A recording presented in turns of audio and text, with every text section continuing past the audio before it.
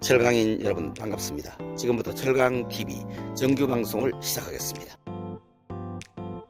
2주의 철강 이슈입니다.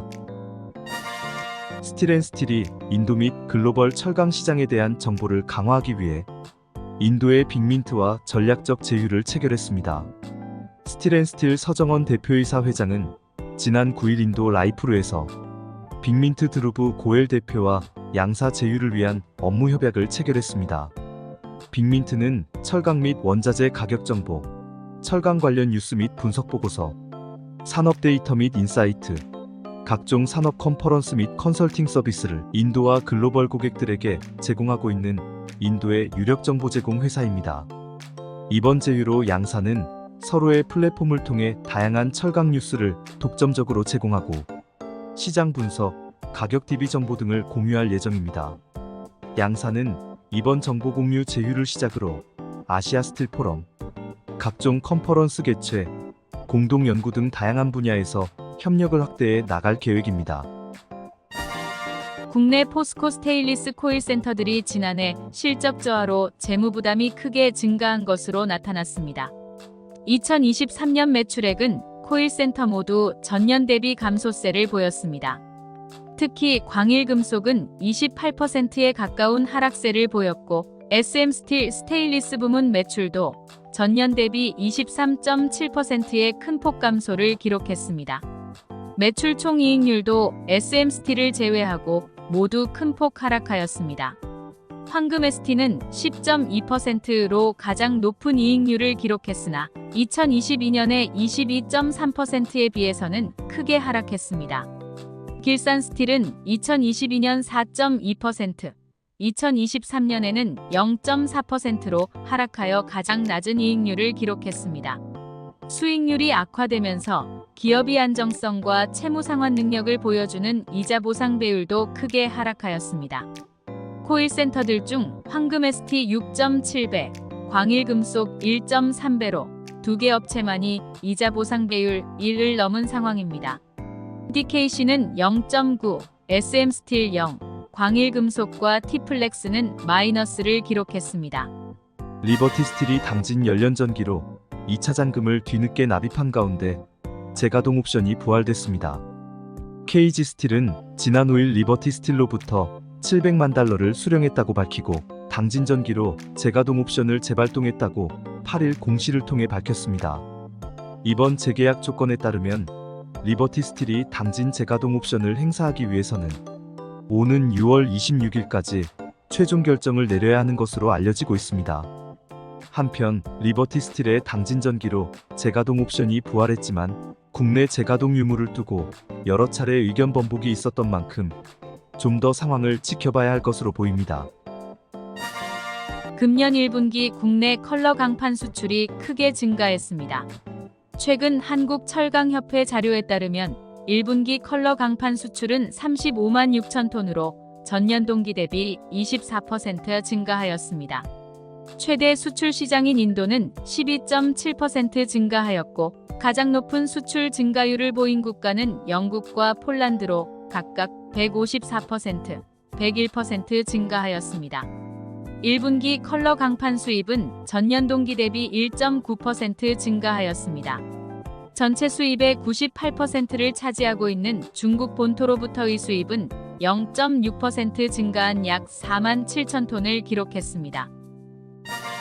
정부가 유럽연합 EU의 탄소 국경 조정제도 CBAM 대응에 총력을 기울인다는 방침입니다. 정부는 올해부터 교육 컨설팅 등 맞춤형 지원을 확대하여 탄소 배출량 산정 경험이 부족한 중소 중견기업에 탄소 배출량 산정과 자문을 제공하는 지원 사업을 신설 진행할 계획입니다. 아울러 관세청 수출입 기업지원센터에서는 우리 수출기업의 유럽연합 탄소 국경 조정제도 해당 여부를 전화 문자 메일로 안내 등을 진행할 예정입니다. 이와 더불어 양병래 산업부 통상차관보는 근본적인 탄소 배출량 감축을 위한 기술 설비 지원도 병행하겠다고 밝혔습니다. 한국철강협회 강관협의회가 강관업계 대표자들이 참석한 가운데 2024년도 제1회 이사회 및 정기총회를 개최하고 올해 사업계획을 확정했습니다. 이날 확정된 사업계획에 따르면 강관협의회는 올해 강관 산업 경쟁력 강화 및 생태계 강건화로 신수요 창출을 목표로 활동할 예정입니다. 이를 위해 강관 해외 수요 확대를 위한 중동 시장을 조사 분석하고 고강도 강관 시장 개발을 위한 강구조 설계 기준 등의 개정 등을 추진하며 이외에도 우리 업계의 애로사항을 해소하기 위한 제도 개선 및 교류회 활동, 그리고 건축구조용 강관의 우수성을 적극 홍보할 계획입니다. 정밀 냉간 인발 강관 전문 제조기업 율촌이 유럽 시장 진출 본격화를 위해 폴란드 스로다 실롱스카 지역에 신공장을 건설합니다. 이를 위해 율촌은 폴란드 신공장 건설을 위한 약 34,542제곱미터의 부지대금을 완납하고 본계약 체결을 완료했다고 11일 밝혔습니다. 이 부지에 조간인발 강관 생산시설을 오는 6월에 착공해 내년 6월 첫 상업 생산을 목표로 하고 있습니다. 이흥의 율촌 대표이사는 멕시코 조간 인발 강관 공장의 해외 진출 경험을 바탕으로 이번 폴란드 공장 건설도 빠르게 안정화하고 인발 강관 분야에서 끊임없는 기술 개발, 혁신을 통해 글로벌 시장 점유율 확대에 속도를 낼 것이라고 밝혔습니다. 데크플레이트 전문 공급 기업 SY스틸텍이 지난 3일 층간 차음제 사업을 영위하는 주식회사 소닉스 시스템과 투자 협약을 체결했다고 밝혔습니다. 이번 투자로 SY스틸텍은 소닉스 시스템의 지분을 신규 취득하게 되었으며 지분 취득과 동시에 SY스틸텍은 소닉스 시스템으로부터 물품을 독점 공급받아 시공까지 할 수 있게 되었습니다. 이로써 SY스틸텍은 건설 및 주거 환경 분야에서 빠르게 성장하고 있는 차음제 시장에 경쟁력 있는 제품을 공급할 수 있게 됨으로써 매출과 이익을 동시에 창출할 수 있을 것으로 기대하고 있습니다. 한국이 1분기 선박 수주액 136억 달러로 3년 만에 세계 1위를 달성했습니다. 영국의 조선해운 시황분석기관 클락스 리서치에 따르면 올해 1분기 우리나라 선박 수주액은 전년 동기 대비 41.4% 증가하면서 중국 선박 수주액인 126억 달러를 앞지른 것으로 나타났습니다. 1분기 수주량은 한국이 449만 CGT로 중국의 490만 CGT보다 다소 적지만 전년 동기 대비로는 한국은 32.9% 증가하였으나 중국은 0.1% 감소하였습니다. SK 오션플랜트가 제작한 세계 최대 수준의 고정식 해상풍력 하부 구조물이 대만으로 수출됐습니다. 이번에 수출된 재킷은 현재까지 대만 해상풍력단지에 설치된 재킷 가운데 역대 최대 규모입니다. 재킷 1기당 최대 높이는 아파트 30층 높이인 94m에 이르며 무게는 A380 항공기의 약 8배인 2200톤에 달하고 있습니다. 재킷 1기에는 14메가와트급 해상풍력 터빈을 설치할 수 있습니다. 하이롱 프로젝트 재킷은 첫 선적분을 시작으로 내년 상반기까지 계속해서 수출길에 오를 예정입니다. 세계 철강협회가 통화긴축 여파와 높은 지정학적 불확실성 등으로 인해 글로벌 철강 수요 전망치를 하향 조정했습니다.